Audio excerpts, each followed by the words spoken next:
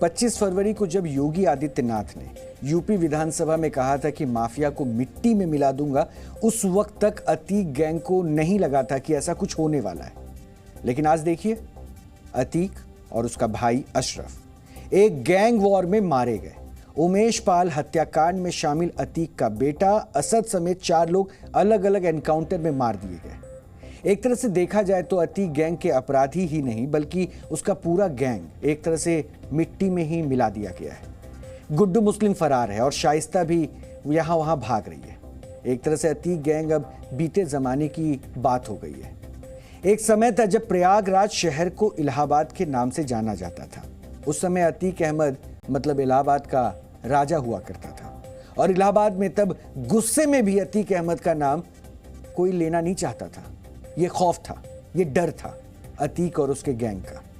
लेकिन वर्ष 2017 में यूपी में पहली बार मुख्यमंत्री पद संभाल रहे योगी आदित्यनाथ ने जब शहर का नाम बदला तो लोग एक दूसरे से पूछा करते थे, योगी आदित्यनाथ ने शहर का नाम तो बदल दिया, क्या वो हालात भी बदल पाएंगे?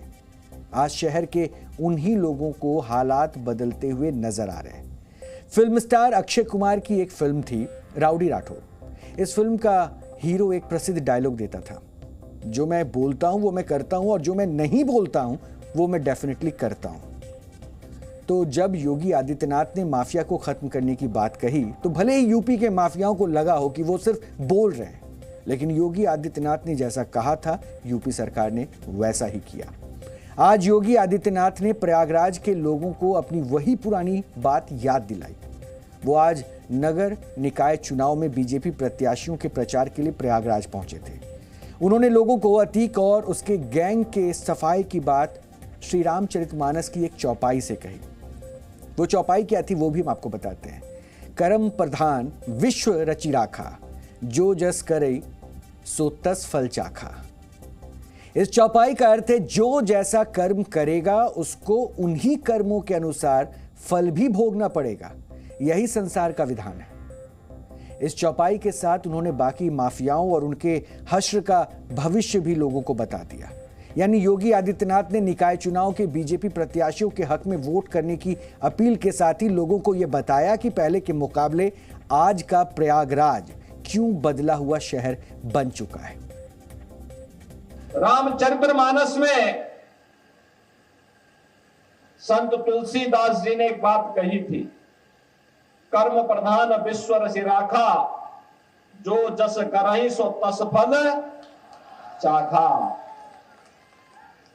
और मुझे लगता है कि ये पंक्तियां आज भी उसी प्रकार की प्रासंगिक हैं जैसे मध्यकाल में थी। जीवन की शाश्वतता का संदेश देने वाले ये पंक्तियां हमारे कर्म प्रधान व्यवस्था को कहीं न कहीं मार्गदर्शन करती हुई दिखाई देती है। जिस प्रयागराज में दुनिया अपनी आध्यात्मिक पिपासा के लिए आती है, जिस प्रयागराज की धरती ने हजारों वर्षों से मानवता के कल्याण का मार्ग प्रशस्त किया हो, कुंभ हो या माघ मेला, करोड़ों करोड़ों श्रद्धालु प्रयागराज में आकर के संगम में डुबकी लगा करके अपने जन्म और जीवन को धन्य करता है। जहां पर अन्याय अत्याचार से पीड़ित मानवता आकर के न्यायालय की शरण में आकर के न्याय प्राप्त करने के विलासा से आता है, कुछ लोगों ने उस प्रयागराज की धरती को अन्याय और अत्याचार का शिकार बना दिया था, पापाचार का शिकार बना दिया था। लेकिन यह प्रकृति न किसी पर अत्याचार करती है और न किसी के अत्याचार को स्वीकार ही करती है, सबका हिसाब बराबर करके रख देती है। आपने 2017 के पहले के उत्तर प्रदेश को भी देखा है, ये वही उत्तर प्रदेश था जिस उत्तर प्रदेश में पर्व और त्योहार, भय और आतंक के साए में व्यक्ति कांपता था। पर्व और त्योहार आते थे, लोगों को लगता था पता नहीं अब क्या हो जाएगा। लेकिन आज आप देख रहे होंगे पर्व और त्योहार आते हैं, लोगों के घरों में खुशहाली आती है। पर्व और त्योहार के सही मायने आज पता लगते हैं। आज प्रदेश में कर्फ्यू नहीं, दंगा नहीं, आज तो उत्तर प्रदेश में सब और चंगा ही चंगा है। और भाइयों बहनों, इसलिए है क्योंकि सरकार की कार्रवाई जीरो टॉलरेंस की है। जो लोग पहले आतंक के बल पर गरीबों की संपत्तियों पर कब्जा करते थे, व्यापारियों से रंगदारी वसूली करते थे, आज गले में तख्ती लटका करके जाने के लिए मजबूर हुए हैं। एक समय था 17 के पहले जब व्यापारियों से रंगदारी वसूली होती थी, आज रंगदारी नहीं, आज तो से स्वनिधि का लाभ, और आज उसे व्यापारी कल्याण बोर्ड के माध्यम से 10 लाख का बीमा कवर देने का कार्य हो रहा है। अतीक का अंजाम वही हुआ जो उसके जैसे अपराधियों और गुंडों का होता है। ये बात कुछ लोगों को चुभ सकती है, लेकिन सच तो सच ही होता है। अतीक के गुनाहों का ये सच आज आपको हम अतीक के सबसे करीबी राजदार की जुबानी सुनवाएंगे भी, क्योंकि अब तक आपने देखा कि मुख्यमंत्री किस तरह से प्रदेश में कानून व्यवस्था की बात कर रहे हैं और माफियाओं का क्या हश्र होने वाला है इसके बार बार संकेत दे रहे हैं।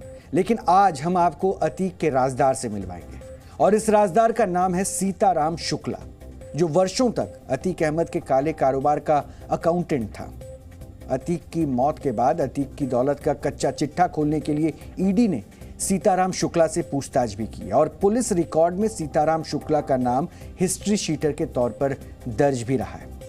अतीक को जब भी अपने काले कारोबार में कोई दिक्कत पेश आती तो सीताराम शुक्ला ही उस दिक्कत को दूर करता।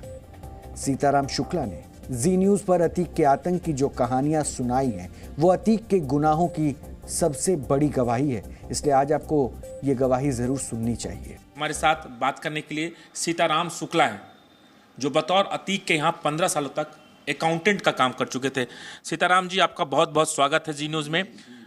और आप 15 सालों तक अतीक के यहाँ काम किए, और ईडी की अभी छापेमारी हुई, आपके यहाँ भी छापेमारी हुई, आपसे भी पूछताछ हुई। क्या पूछताछ हुई? आपके पास ईडी क्यों आई थी? हमारे पास उनका आने का मतलब ये था, हमें जो समझ में आया कि वो ये जानना चाहते थे कि उनके आमदनी का स्रोत क्या था और किस माध्यम से पैसे आते थे। मुख्य हमें यही लगा। इसके अलावा उन्होंने हमारे परिसर का, हमारे मकान के अंदर भी एक एक चीज़ें उन्होंने खोजा, माने सर्च किया, और मेन मकसद उनका यही था कि वो ये बताएं कि उनके स्रोत, आमदनी का स्रोत क्या था, यही चीज़। आपका क्या स्टेटमेंट रहा अतीक को लेकर? क्योंकि आपने 15 साल तक अतीक अहमद के सारा अकाउंट्स देखा था आपने, तो आपका क्या जवाब था? आपकी सैलरी क्या होती थी उस समय? जब मैंने काम छोड़ा था उस समय मुझे 10,000 रुपये पर मंथ मिलता था। इसके अलावा और हमें कोई कुछ उनसे नहीं मिलता था, न मैं लेता था न वो देते थे। और मेन उनका मकसद जो था वो ये जानना चाह रहे थे कि आप क्या करते थे वहाँ। तो मैंने बताया कि मेरा उनका जो लोहे का कारोबार था, उस लोहे के कारोबार को ही मैं देखता रहा। जब लोहे का कारोबार उनका बंद हो गया तब मैंने वहाँ नौकरी छोड़ दी, बस। उसके बाद जो है, कभी जैसे वो कोई बैंक का काम होता था तो ये बुलाते थे कि बैंक में चेक वगैरह जमा करना होता था या कैश जमा करना होता था, तो हमको बुलाते थे और वो चेक या कैश देते थे, उसे ले जाकर हम बैंक में जमा कर देते थे। बस इतना ही काम था। कितने अमाउंट और कितना कैश आप जमा करते थे, कैश जमा करते थे? देखिए, चेक तो कई बार जमा किए, लेकिन नगद जो है हमारे ख्याल से 3 या 4 बार ही जमा किए होंगे। मैक्सिमम जो जमा किए हैं वो लमसम ये मान के चलेंगे 50 लाख तक के, 25 लाख, 30 लाख, 50 लाख ऐसे करके जमा किए हैं, बस। ये जो पैसे आते थे ये कहाँ से आते थे, किस धंधे से आते थे? नहीं, वो इसकी जानकारी हमें नहीं होती थी, क्योंकि वो हमको ऑफिस में बुला के पैसा देते थे और साथ में किसी को भेजते थे, गाड़ी देते थे, उससे जा कर के मैं बैंक में जमा कर देता था। मैं उनसे पूछता नहीं था, या यूँ कह लीजिए कि मेरी औकात नहीं थी कि मैं उनसे पूछूं। अतीक के यहाँ आपने जब काम किया, आपने बोला काम छोड़ने के बाद भी अतीक आपको बुलाते थे पैसे जमा करने के लिए, एक चेक और सलाह लेने के लिए। वो क्या काम होता था? वो मुख्य काम होता था, जैसे किसी को चेक काटना होता था, कोई चीज़ खरीदते थे या कोई चीज़ लेते थे तो उसमें चेक देना होता था, तब हमको बुलाते थे, पैसा जमा कराते थे और चेक कटवाते थे, या चेक हम न भी काटते थे तो खाली मेरा मेन रोल था कि बैंक में पैसा या चेक जमा कर देना, बस। तो नौकरी छोड़ने के बाद क्यों जाना होना होता था? वो हमें माने इसी काम इस लायक उनके पास, वो हमारे ऊपर विश्वास बहुत करते थे कि तो उसी के विश्वास के लिए ही वो हमको बुलाते थे कि ये बैंक में जो करेंगे वो सही सही करेंगे, और हमारे माने हमारी तरह विश्वसनीय कोई और उनके पास नहीं था। इस वजह से आप नौकरी करते थे, आपको बुलाते भी, तो आपको डर लगता था कि अतीक एक माफिया है, अतीक पे 100 से भी ज़्यादा मुकदमे दर्ज हैं, फिर भी आपको बुलाते थे, आप ना भी कह सकते थे? देखिए, ऐसा है कि वो हमारी काफ़ी इज्जत करते थे, हमारे साथ उन्होंने कभी दुर्व्यवहार नहीं किया, इतना आदर करते थे कि संकोच बस, या यूँ कह लीजिए कि डर बस हमें जाना पड़ता था और हम जाते थे। यानी आपके मन में डर था, उसके बावजूद जाते थे? उनका माने हमारी ये हिम्मत नहीं थी कि मैं उनके आदेश का पालन न करूं। अच्छा। इस वजह से मैं जाता था। तो ये तमाम स्टेटमेंट आपने ईडी के सामने भी रखा है? हाँ, ये चीज़ें मैंने, ईडी ने हमसे जो जो पूछा उसका हमने जवाब दिया, बताया। अतीक का आमदनी का जो सोर्स था वो क्या होता था? क्योंकि आप बेहद करीबी थे, अकाउंट्स देखते थे, तो आपसे ज़्यादा कोई नहीं बता सकता था कि अतीक की आमदनी का क्या सोर्स था। आमदनी का मुख्य स्रोत उनका ज़मीन के कारोबार का था। आसपास के गांवों की ज़मीनों का दाम एकाएक बहुत बढ़ गया, और चूंकि आसपास के जो अधिकतर गांव हैं उनके बिरादरी के हैं, उनके बिरादरी लोगों का ही ज़मीन था, और उसकी कीमत बढ़ जाने से उसको ज़मीन ले करके वो बेचते थे, लेकिन वो नंबर 2 में ही करते थे, कभी ऑन रिकॉर्ड नहीं करते थे। मुख्य स्रोत उनका आमदनी का ज़मीन का ही काम था, बस। और लोहे का भी कारोबार में जुटे अतीक थे, लोहे का कारोबार थे, ऑक्शन करते थे, कैसे वो टेंडर उनको मिलता था? क्योंकि अतीक, ये भी बताया जा रहा है कि अपनी माफियागिरी के चलते सारा जो लोहे का टेंडर था रेलवे का, सारा अतीक को ही मिल जाता था। हाँ, असल में इसका ऑक्शन होता था आलमबाग, लखनऊ में। तो इनका क्षेत्र जैसे इलाहाबाद के आसपास का जो आता था टेंडर माने ऑक्शन के लिए माल, उसका बोली दूसरा कोई नहीं बोलता था। इनका इतना प्रभाव था कि डर के मारे कोई इनके बोली नहीं लगाता था, और उसका माल यही खरीदते थे, और उसमें अच्छा इनको प्रॉफिट होता था।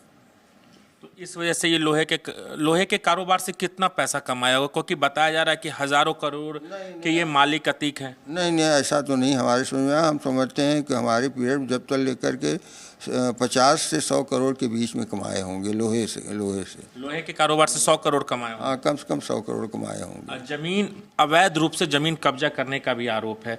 तो जब आप देखते थे अवैध रूप से जमीन पे कब्जा का, तो वो क्या होता था? कैसे किसी के ज़मीन पे अतीक कब्जा कर लेते थे?